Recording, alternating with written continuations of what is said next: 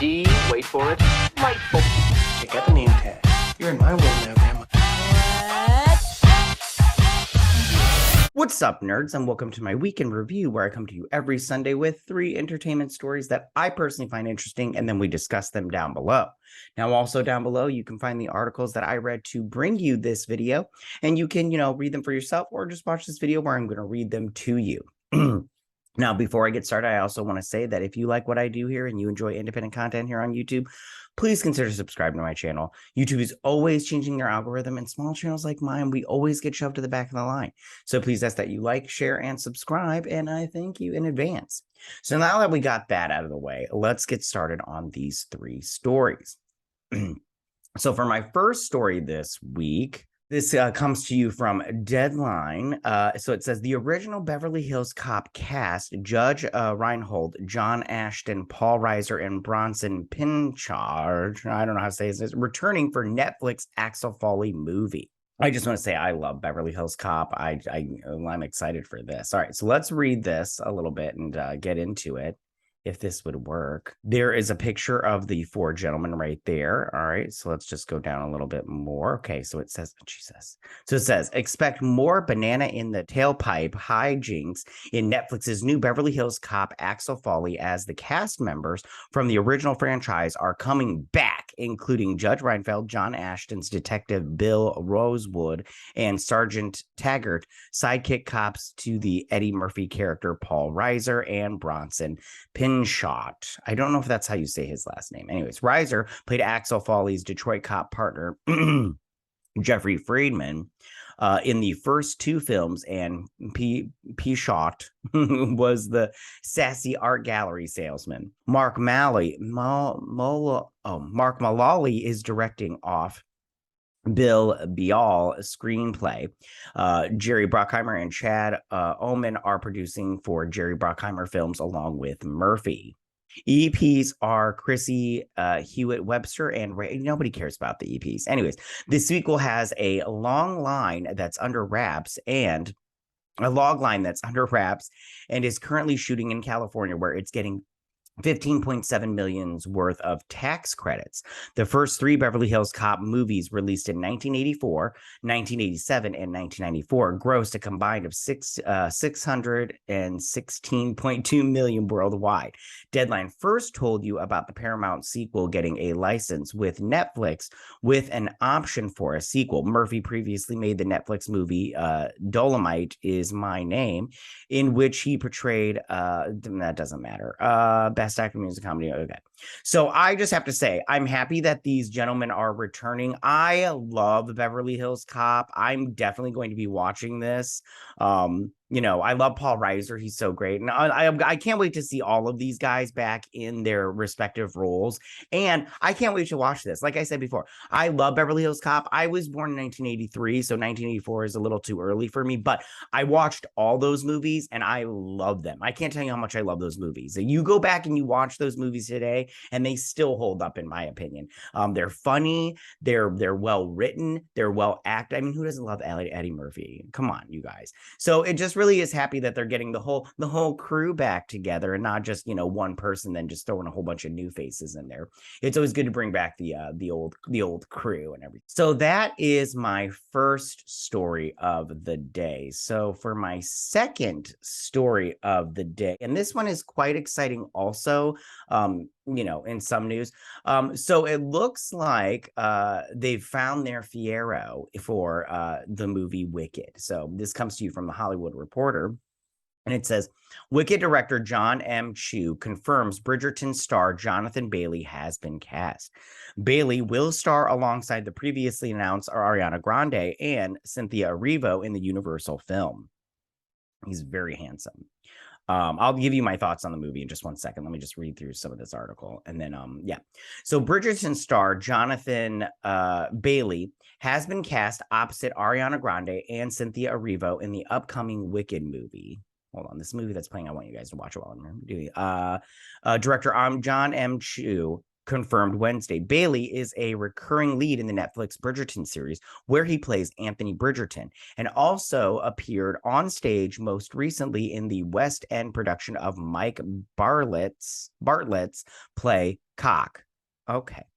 He's also appeared in musicals, including the 2019 West End revival of Company. He will play Fiyero in Wicked. Now, I just want to say real quick, I've never seen Jonathan Bailey in anything but Bridgerton, and I've only watched a handful of episodes. I don't watch that show. My wife does. So acting wise, I mean, the stuff I've seen him in, he did well. So we'll see. Only if he can sing. I've never seen him sing, so that's my only reservation as far as casting him. Okay, so it says Variety first reported that Bailey was in talks for the role, and Chu followed up on Twitter to confirm Wednesday, writing, "He's perfect, we're perfect, they're perfect together, born to be forever. I am too excited to pretend this hasn't been happening. We have a Fiyero." As announced in April, the Wicked movie will be split into 2 films. The first one is scheduled to debut December 25th, 2024, and the second scheduled for Christmas Day 2025. I think waiting a year in between is a bad choice, but what do I know? Sorry, I sucked in that coffee way too fast. Arrivo starring as Elphaba and Grande starring as Glinda. Now, I made a video about this before. I'll leave it in the iCard section, where I talked about Cynthia Erivo singing, and some of you were very upset about that because I hadn't heard her sing. You guys need to calm down, for one. For two, I have since then looked up some stuff, and she's a great singer. She's both her and Ariana Grande are very talented in the singing portion of the thing. And I'll talk about that. Just let me finish this, because this is the last little paragraph, and then I'll get into my thoughts on this movie. So it says Universal has been developing the film since 2004. Yeah, they have. The movie, adapted from the novel by Gregory Maguire, the novel's okay, is a prequel to The Wizard of Oz and follows the school-age friendship between Elphaba, the Wicked Witch of the West, and Glinda, the Good Witch. Fiyero is the main love interest in the story. Now, going back to what I was saying about Cynthia Erivo and Ariana Grande, my only reservation is Cynthia Erivo still has some controversy surrounding her comments about Black Americans when she played Harriet Tubman, and they did not like that. I think that I don't know if that will hurt the movie or not. I mean, if it does, that's a bummer, and if it doesn't, good. As far as I wish I had a picture of all 3 of them. I'll put one up. As far as Ariana Grande goes, Ariana Grande is a good singer. I enjoy her, but acting wise, that's my biggest concern there. I don't know if she can act. I've seen her on SNL, and I mean, she wasn't that great. So, but it's SNL, so you don't have to be great on SNL. As far as Jonathan Bailey goes, good for him. I think he's a competent actor. I just need to hear him sing. Maybe I'll look that stuff up after. And don't get all uppity because I haven't heard him sing before. I don't go and look for every single actor and make sure they can sing, okay, before I read a story about them. So my biggest concern about this movie, absolutely biggest concern about this movie is Jon M. Chu. I do not think he's very talented, and everything he's done so far, for me personally, has been very somewhat mediocre or just not that great. And I just don't know if he can pull this off. And if he messes this up, he will forever be on my show. So that is my second story of the week. So for my third and final story of the week, this comes from Screen Geek, and I thought this was interesting, and I wanted to read it to you guys. So, so it says, plot details for XMen MCU movie revealed. And I was like, ooh, Daddy wants to read. So possible spoilers, I don't know. So it says, when Disney finally got the movie rights back to various Marvel characters in 2017, after the company's deal to acquire 20th Century Fox, many fans thought the X-Men would be first on the list of things to get a reboot. Fast forward to 2022, and an X-Men movie has yet to be announced. Some thought that an update would come during this year's San Diego Comic-Con or D23, but it never happened. Although there is no release date for Marvel's upcoming X-Men movie, we do have new plot details. Interesting. Sorry. Our sources have told us that Marvel Studios' current plan is for the MCU's X-Men film to be based on Joss Whedon's Astonishing X-Men run. Astonishing X-Men was a comic book series continuation of Grant Morrison's New X-Men. Whedon's run began in 2004 and ended in 2008. That run was okay. There was some stuff they did that I personally didn't care for in that one, but it's fine. Like I don't like the mutant cure that he came up with, that whole thing. It's unclear which X-Men team the studio plans on using, but it's worth noting that the lineup in that series was Cyclops and Emma Frost, team leaders, and also included Beast, Kitty Pryde, Wolverine, and Colossus. That group was also featured in various limited series, including World War Hulk, X-Men, Whedon's Astonishing X-Men run, featured 4 different story arcs in Gifted, Dangerous, Torn, and Unstoppable. A summarized version of the overall plot is that the team must stop an alien race from destroying Earth, while also dealing with the announcement of a mutant cure and various other problems that come about along the way. Yeah, I didn't like his mutant cure storyline. I personally didn't care for it, and they adapted it in that 3rd X-Men movie. So the apparent contract issue hasn't stopped Marvel from making X-Men references in their Disney Plus shows.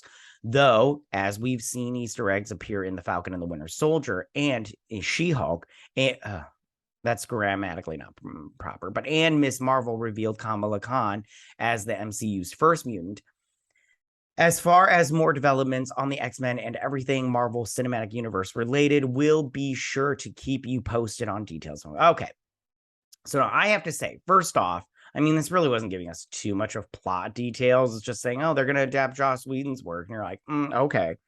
Second off, I personally, like, Joss Whedon's run on the X-Men wasn't bad. It just wasn't the best. Like, there was some stuff in there that, like I said, the cure portion of that, if you go back and read those, you can find them on Amazon. Like I said, I personally didn't care for his run. Was just okay. It was mediocre just because he did the cure thing, which I absolutely hated. And then what else did you do? He did one more other thing that I personally didn't like. But we'll see. As far as this team up, I'm sorry. I did a video a long time ago explaining how they could bring the mutants. I'll leave that in the iCard section. But my whole run was just mutants have been around this entire time, and Professor X just gets them. Once they find out they're mutants, Professor X goes, he grabs them up, and he takes them over to Krakoa, the living island, and they just live there. All the X-Men live there. And then they were gonna reveal themselves, but then the attack on New York happened, and they were like, no, it's too early now. It's way too early. But that is my 3rd and final story. Tell me, what do you guys think about all of this? How do you feel about them getting the gang back together for Beverly Hills Cop, the sequel for Netflix? Or it's the sequel. Are you guys all for this? Are you happy that these actors are coming back? Are you not happy these actors are coming back? Do you think they don't need to have these actors come back? All that good. Who's your favorite Beverly Hills Cop character? Of course, it's Eddie Murphy's character. Which one was your favorite movie? Mine's the first one, but the other 2 are still fantastic. How do you feel about Jonathan Bailey getting cast as Fiyero in the movie Wicked? Are you like me and your biggest problem is just Jon M. Chu, or do you think that this movie has more problems? Do you think Cynthia Erivo will still bring over that controversy she had years ago? And then how do you feel about Ariana Grande, her acting? Do you think she's going to be able to pull it off? And then finally, how do you feel about these X-Men plot details revealed? Do you think adapting Joss Whedon's comic book work is the best choice for the X-Men movie? Or are you like me and you think that they really shouldn't do it because it's not, overwhelmingly amazing? But yeah, and who's your favorite X-Men? Mine's Jean Grey. She's great.